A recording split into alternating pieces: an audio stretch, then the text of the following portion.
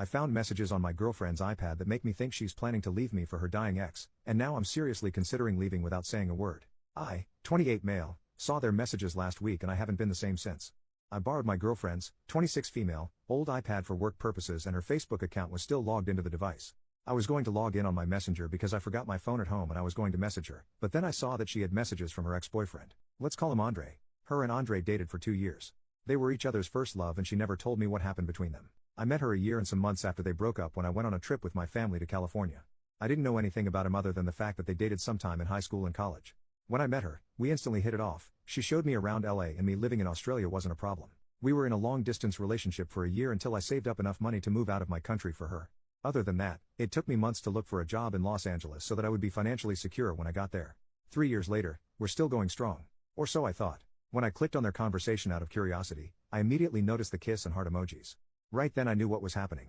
I don't want to go on about the details, but the only message that stood out was her talking about leaving me for a few months so that she could take care of him. He has cancer, it's at stage 1 but he reckons he's going to die. On one of his messages to her, he asked if she would visit him in his house. And I'm pretty sure she did because they mentioned how they had a great time together and that it was good to catch up. Well, it's been a week since I found out. She doesn't know that I know, or that I took her old iPad out of its box and that I had spent 2 days reading their messages. She has no idea at all. She thinks everything is okay between us, but I actually want to cry for a long time and I want to physically hurt myself. I have no friends in LA, all of them are back home and they're all living their own lives now. I don't want to talk about it to anyone because thinking too deeply about it hurts. I guess when it all comes down to it, she never really loved me and I'm still trying to accept that. I think that's the part that is hurting most. I don't know how to approach this. I have written my resignation letter for work and I have messaged my parents that I was going to go home sometime next month. I did both when I was extremely upset. I just need advice on how to approach this. I don't want to talk to her about it, at all. I can't even look her in the eye without wanting to break down. Please help me on what to do and how to approach it correctly. As of now, I'm thinking of leaving while she's at work. Update, I finally talked to my girlfriend about it and unfortunately, she is now my ex-girlfriend. A lot of things that I never expected to happen did happen in a span of hours. As soon as she opened the door to our apartment, I could tell that she was already starting to cry. Seeing her so vulnerable like that also hurt because I didn't want to put her in that position. I had to constantly remind myself that none of this was my fault. We sat down, there were lots of tears.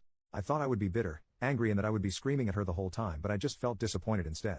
I told her that I saw the messages and explained how I ended up scrolling through their whole conversation. She kept reasoning that she just felt sorry for him and that she didn't know how to say no to him because they go all the way back. Then I told her that we go more way back than they ever did. I was there through her lowest point. I helped her get up. She admitted that they had made love more than 3 times. I saw it coming. I had a gut feeling, but hearing her confirm it hurt so much. At that point, I was full on crying. I can't remember some of the things that happened because my mind was all over the place. It still is now. I remember telling her that I was done, that whatever we had was over. She kneeled in front of me and asked me to forgive her. I don't think I ever will.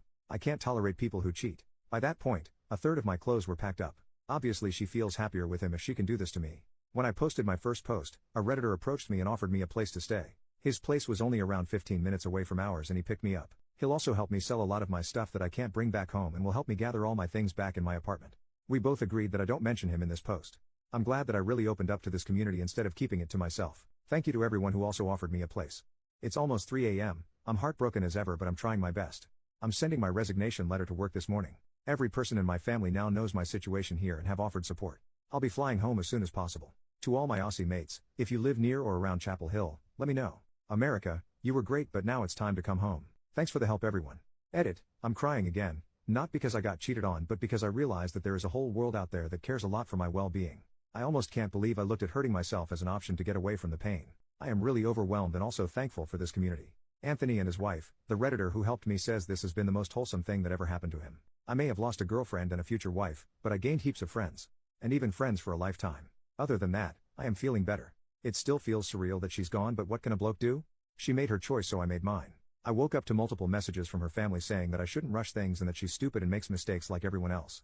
It sucks that I may not be able to see her family for a long time. They were great people. I thanked them and said that although I believe in second chances and everyone makes mistakes, cheating is a choice that jerks pick, never a mistake. My ex also emailed me around 5 in the morning. The email was too long, my eyes hurt from crying, so I junked it straight away. I miss her like crazy. I know it will take a lot of time to heal me, but I guess I can wait. Final update. Hi everyone, I know I promised an update as soon as I landed in Australia. A lot of things just happened after my last update and I genuinely haven't thought about letting everyone know that I am okay and safe. I didn't get to sell all of my stuff in the short amount of time, but I managed to give it out to people who really needed it. That alone made me feel a lot better about the whole situation. It was a lot of electronics that I can't afford to and possibly bring back home, like the TV I bought for my ex that she really loved, the microwave and my PS4. I'm in Australia now and not everything is going as planned, but whatever situation I'm in right now is at least okay. The cherry on top of all this crap is that my brother verbally abusing me over something dumb I said about the cancer guy while I was drunk. It was something like hope he dies a painful death, and it got him all worked up considering one of closest friends did die in a painful way. To cut the story short, I didn't end up going to Brisbane to live with him and am now living with my parents in Perth, unmotivated and jobless. I feel so hopeless and completely miss my ex, but I can't do anything about it other than sook. Thanks to everyone for being a friend. I'm sorry to people I disappointed and promised to see in Brisbane. I really haven't been out partying like what I thought. Bye now. Post over a year later from the OP's younger brother, Alex. My brother posted here asking for advice regarding his girlfriend who was going to leave him for his ex. I want to find the post. He passed away and I want to know why he did what he did. I have been skimming for a while without an account, putting in keywords on the search bar. I'm desperate to see, please help. I am his younger brother. He passed away to suicide 2 months ago. He moved all the way to America from Australia with his girlfriend that he met there while on holidays. They broke up because he found out she cheated on him with her ex-boyfriend. I remember when we were talking about the vulnerable situation he was in, and he told me he met some people from a Reddit relationship advice page that helped him transition from America to Australia again. He said he was also going to meet people in Chapel Hill before crap hit the fan between him and our older brother. He would have been 28 to 29 years old when he posted. Please help me, I just want to see his account. I want to know what was on his mind. I need that closure. Commenter, first off, I'm sorry for your loss. I'd be really careful reading his posts if you find them. Make sure you can handle it. I can only imagine how hard it'd be to do something like that. Please look out for your mental health. You could just make things worse by moving forward with this. I suggest you maybe discuss this with a therapist before reading into anything.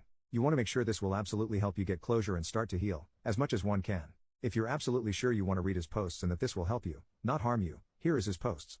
Alex, thanks a lot for this. I'm still trying to gather the courage to read the whole thing. It hurts to know this happened to my brother. He was a good guy, would never hurt anybody. He sacrificed a lot of things for her and I really just can't believe this. Thanks to everyone who showed him kindness when he was far away from home. Commenter, I'm glad I could help. My brother was suicidal for a long time. I remember how tough it was. He fortunately got better after some time though, but every once in a while I have nightmares that he did go through with it, and just those nightmares mess me up pretty bad. I can't imagine what it's like to actually live through that horror. I'm really sorry for you and your family. I hope the posts can bring you all some closure. Please be real careful though. If I were in your shoes, I could very much see myself getting too hung up on the content of the posts and making my mental health significantly worse. This is why I very much recommend this is something you look at with a therapist, if you do decide to open those posts up. Alex, it's really tough. Every day I was scared that something would trigger Connor to do it. I had to call him 3 times within a day to check up on him while I was at university and work. We were having fun living together since the pandemic began. I thought he was enjoying spending a lot of time with me, but I think the isolation wasn't doing his mental health any good. I guess it's harder for me because I lived with him. I'm glad to hear your brother is okay now. Alex, thanks a lot for your help everyone. I still haven't clicked on the post yet. I just need some time to collect myself. I'm pretty nervous, but my family and I have been in the dark for so long. We really need this closure. He never spoke about the situation again and I wanted to see if he had any more to say. Commenter, I wouldn't get your hopes too high for closure. I'm not sure that's entirely possible with a situation like this. These posts only represent a small snapshot during a short period of his life. His suicide is likely more complex than any one issue. Read it if you want, but please don't go into this hoping it will provide what you need to move on. Alex, I'm really thankful for the nice comments. Connor was a great man and he didn't deserve any of the pain life had thrown at him. My older brother, Kurt, and I will be reading the posts together tonight. I will be deleting the app straight away to give me some peace of mind. He also had a Reddit app in his phone with a different account. I really don't know what he was doing with many accounts, but I hope I have cleared it for some people. We will read most of the posts on that account tonight too. I know he was much more active on that one. I will not be telling my parents about this, they are already going through enough pain as it is. No one should have to go through the bouts of burying their own kid. Much love, Alex.